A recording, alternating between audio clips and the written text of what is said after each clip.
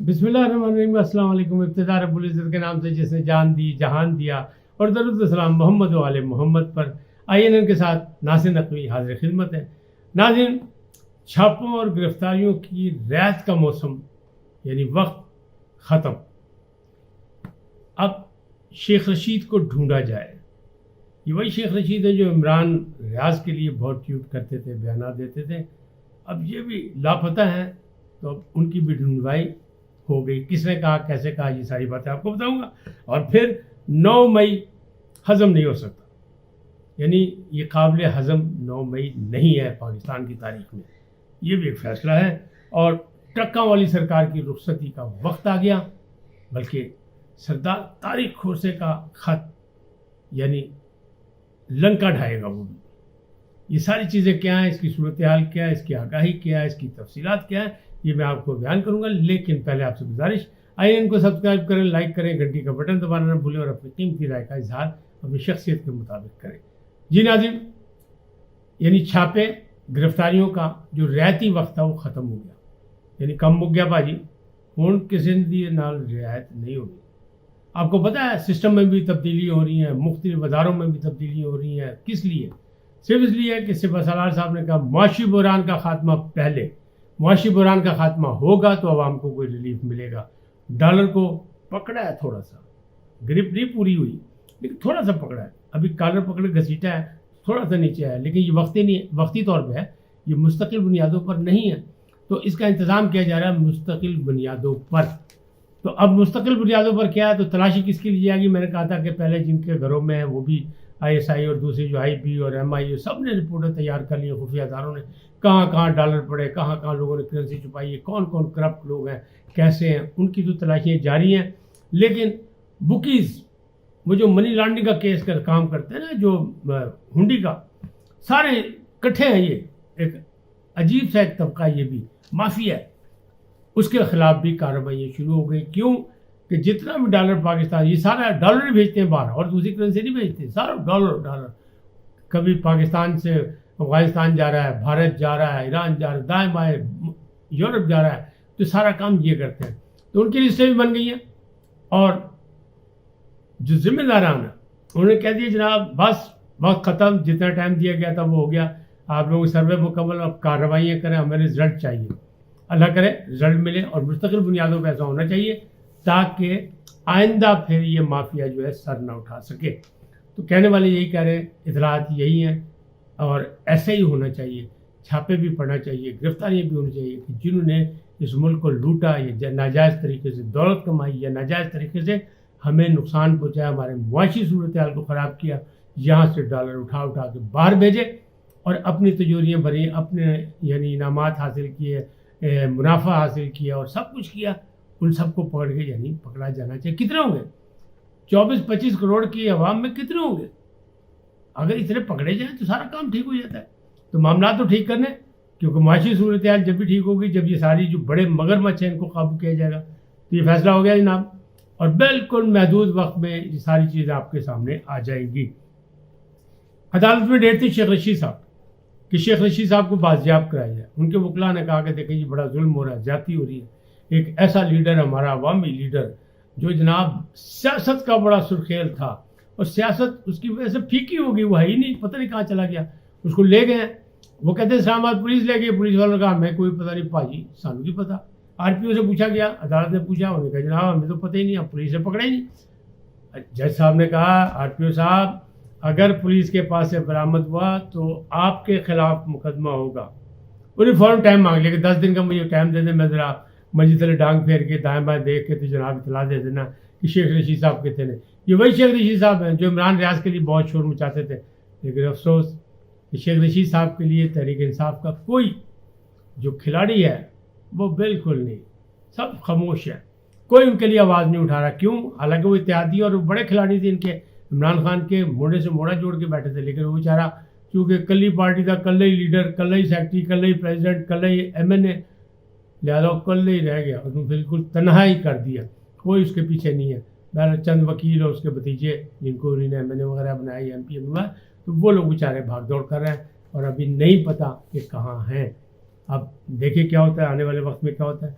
दूसरी तरफ لوگوں کا خیال ہے جناب ڈھیل ہو گئی، یہ ہو گیا وہ ہو گیا، الیکشن کی تیاری ہو رہی ہے، ساروں کی خواہش ہے کہ جمہوریت میں تمام پارٹیوں کو آنا چاہیے، کسی کو بین نہیں ہونا چاہیے، کسی پہ پابندی نہیں لگنی چاہیے، کسی کو دیوار کے ساتھ نہیں لگانا چاہیے. تو وہ بات بالکل صحیح ہے، جمہوری انداز جمہوری طریقے یہی ہیں. لیکن جسے 9 مئی کا واقعہ کیا جس میں اب بغاوت کی بھی شکیں ڈال دی گئی ہیں، تو اس کا کیا مطلب ہے؟ اس کا مطلب یہ ہے کہ جن لوگوں نے ہاتھ ڈالنا ہے انہیں نے پکا ہاتھ ڈالنا، معافی کوئی نہیں. ختیجہ شاہ سابق سپہ سالار کی یعنی نواسی، اس کو نہیں چھوڑ رہے تو پھر باقی کیسے چھوٹیں گے؟ سنم جاوید وغیرہ چھوٹی تو پھر کیا ہوا؟ دوسرے مقدمے پکڑی گئی. ڈاکٹر طارق اپنا یاسمین راشد، یہ لوگ اپنا اعجاز چودھری بزرگی میں، میاں محمود الرشید، یہ سب کچھ باقی روپوش ہیں، فرار ہیں، ان کے لیے بھی کوشش کی جا رہی ہے، ان کو بھی پکڑا جا رہا ہے. تو معافی کسی کو نہیں ہوگی. 9 مئی والے میں کسی کو بالکل رعایت کے چانسز نہیں ہے. فیصلہ صرف یہی ہونا ہے کہ ابھی ان پر سول لوگ جو ہے ان پہ مقدمہ فوجی عدالت میں ہونا ہے کہ نہیں، وہ ابھی تک نہیں چلا کوئی مقدمہ. حسان نیازی کے جو والد محترم ہیں وہ چونکہ تجزیہ کار ہیں، انہیں جرنلسٹوں سے کوئی کہہ کے کوئی بغیر کہے جو واقف کار تھے ان کے نام سب کو ڈال کے 60-64 نمبر ایک درخواست چیف جسٹس کو بھیجیے کہ جناب بازیاب کرایا جائے. ہمیں پتہ ہی نہیں کہ حسان نیازی ہے کہاں. لیکن پاجی 9 مئی والے دن انہوں نے بھی پتلونہ چک چک کے دکھائی ہیں لوگوں نے، بڑھیا گلا کی ہیں. پھر باقی تو ہے نا ریاست کے. لیکن پی ٹی آئی والے کہتے ہیں کہ نہیں، کچھ شہید ہو گئے تو کچھ غازی ہیں، جو آ رہے ہیں وہ غازی ہیں، جو چھوٹ چھوٹ کے آ رہے ہیں وہ غازی ہیں.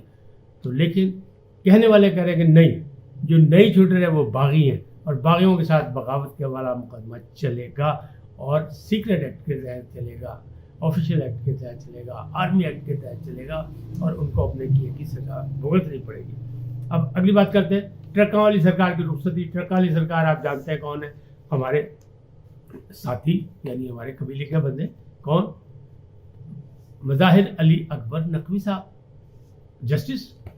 تو ہر وہ مقدمے میں ساتھ بیٹھے ہوتے تھے، بلکہ بندیال صاحب تو یہ کہہ رہے تھے کہ ان کو ساتھ بٹھانے کا مطلب یہ ہے کہ کسی خاص بندے کو، شخصیت کو یا ادارے کو پیغام دینے کا مقصد ہے. پاجی انہوں نے خلاف ریفرنس نے جوڈیشل کونسل کے بھیجتے کہہ رہے ہیں. اور بندیال صاحب نے یہ سارے کیسز جو تھے، جس میں ان کا اپنا کیس بھی تھا اور اعجاز الحسن کا بھی کیس تھا، منیب اختر کا کیس بھی تھا، عائشہ ملک کا کیس بھی تھا، وہ دیے تھے بھیجے تھے سردار طارق کھوسہ صاحب کے پاس، طارق مسعود صاحب کے پاس.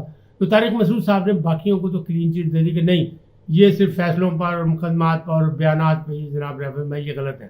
لیکن ایک رکھ لیا تھا وہ جو راہلہ جو ٹرکالی سرکار تھا مظاہر علی اکبر نقوی صاحب کا، تو اس کو جوڈیشل کونسل کے لیے انہیں سفارش کر دی کہ جناب اس پہ باقاعدہ کارروائی کی جائے.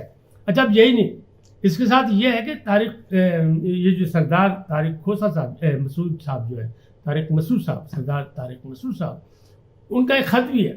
انہیں چیف جسٹس کو بھی لکھا ہے، اپنے سپریم کورٹ کے ساتھیوں کو بھی لکھا، اور ایک خط ان کو جو خط ہے اس خط کی کاپی ابھی انہوں نے جوڈیشل کونسل کے اراکین کو بھی بھیج دی اور لوگوں باقیوں کو بھی بھیج دی، بار کونسل کے صدور کو، اور سندھ ہائی کورٹ کے چیف جسٹس چونکہ اس کے ممبر ہیں وہ بھی، اور لاہور ہائی کورٹ کے چیف جسٹس وہ بھی اس کے ممبر ہیں. تو ان دونوں کو بھی بھیج دی کاپیاں. انہیں کہا جناب مجھے 5 ستمبر کو ایک فون آیا، لہٰذا میں 6 ستمبر کو خط لکھ رہا ہوں. بندیال صاحب کا تھا کہ جناب مظاہر علی اکبر کے بارے میں آپ نے کیا سوچا ہو جو آپ کو کاغذات بھیجے تھے؟ انہوں نے کہا ابھی میں نے دیکھے نہیں، ابھی میں چھٹیوں پہ بعد میں دیکھوں گا. انہیں کہا نہیں، آپ کے خلاف بھی آمنہ ملک نے کیا ہوا ہے، تو اگر آپ کہیں تو اس کو برابری کر کے یعنی سودے بازی کرنے کی کوئی کی تھی کہ جناب اگر آپ اس پہ کوئی رعایت کریں تو ہم اس کو بھی دبا دیتے ہیں، کوئی نہیں. تو انہیں اس کی پوری داستان لکھ دی اور انہوں نے کہا جناب میرے خلاف ریفرنس ہے تو کیا جائے، دیکھا جائے، اگر کارروائی بنتی بنے، نہیں بنتی تو جس نے غلط کیا اس کے خلاف کارروائی کرے. یعنی آمنہ ملک کو بھی رگڑا دلوا گئے، یعنی بندیال صاحب کو. بندیال صاحب نے خود فون کر کے کہا ان کو کہ جناب یہ ایسے ایسا، یعنی بلیک میل کرنے کی کوئی کس نے؟ چیف جسٹس آف پاکستان، عزت مآب چیف جسٹس عمر عطا بندیال نے یہ کوشش کی. اور اب وہ ریٹائرمنٹ کے بعد جو ہے اب اپنی مٹی پلیت کرائیں گے کہ اب اس میں گھسیٹے جائیں گے، ان کو بھی آنا پڑے گا اور ایک ملزم کی حیثیت سے آنا پڑے گا. کیا جناب تجھے یہ کیتا ہے، تجھے یہ کیا، یہ بات صحیح ہے؟ کیونکہ ابھی سردار طارق مسعود صاحب جو ہیں وہ تو ابھی سینئر جج موجود ہیں، اور انہیں کہا کہ جناب میرے خلاف بھی کارروائی کریں، ریفرنس کریں، ان کے خلاف بھی کریں، میرے خلاف بھی کریں، اگر بنتی ہے تو ضرور کریں. یہ معاملہ دیتے تو ٹرک والی سرکار کا الزام پہلے بھی ہے، ان کی ایک آڈیو بھی ہے اور آڈیو میں بھی بات چیت ہے، سب کچھ ہے. تو بہت معاملہ جو ہے وہ ہے. کیوں کہ فائز عیسیٰ جب آڈیو کیس کر رہے تھے تو اس میں یہ لوگ کہہ چکے ہیں، طارق مسعود بھی اور وہ فائز عیسیٰ بھی، کہ یہ کیس جو ہے وہ اچھا صحیح نہیں ہے، اس میں ساری چیزیں ہے. اور افسوس ہوا کہ ذمہ دار ججز جو ہے وہ اس قسم کی باتیں کر رہے ہیں. تو یہ معاملات جو ہے اس طرح. اب جب یہ سلسلے ہوں گے تو کیا بنے گا؟ سسٹم میں تبدیلی کی بات میں نے کی تھی کہ سسٹم میں بھی تبدیلی، جیسے لاہور سیکٹر کے سیکٹر کمانڈر جو ISI کے تھے بریگیڈیئر راشد صاحب، ان کو تبدیل کر دیا گیا. وہ ریٹائر آدمی تھے، ان کو فارغ کر دیا گیا. انہوں نے بڑی کوشش کی ہڈی چوٹی کا کوئی جناب ملو تین دیکھی تو رکھ لو، لیکن نہ، بس بڑی ہو گئی، موجہ مار لی تھی. اب ان کی جگہ بریگیڈیئر یاسر آئے ہیں. ان کی صلاحیتوں کے بڑا توتی بولتا ہے، انہوں نے بڑے کارنامے انجام دیے ہوئے، ان کو لایا جا رہا ہے. اسی طرح چاروں صوبوں کی جو ہے وہاں بھی تبدیلی ہو رہی. کیوں کہ سسٹم میں تبدیلی اس لیے ہو رہی ہے کہ جو ماضی والا سسٹم میں جو لوگ بیٹھے ہوئے تھے وہ سسٹم کو آگے چلنے نہیں دے رہے تھے، اور آئینی قانونی حدود کو چھوڑ کے ہم خیالی کو مطلب باقاعدہ پروان چڑھا رہے تھے، اور وہ ادھر ادھر سے جو باتیں سنتے تھے یا جو ان کو کہا جاتا تھا وہ کام کرتے تھے. لہٰذا سسٹم میں بھی تبدیلی ہو رہی ہے. کس لیے؟ تاکہ معاشی بحران کا بھی خاتمہ ہو سکے، سیاسی بحران کا خاتمہ بھی ہو سکے، آئینی بحران کا بھی خاتمہ ہو سکے. آج اتنا ہی، پھر ملیں گے نئے موضوع کے ساتھ. جاتے جاتے آپ سے درخواست، آئیے ان کو سبسکرائب کریں، لائک کریں، گھنٹی کا بٹن تو بنانا بھولیں. سدا سلامت رہیں. اللہ نگہبان.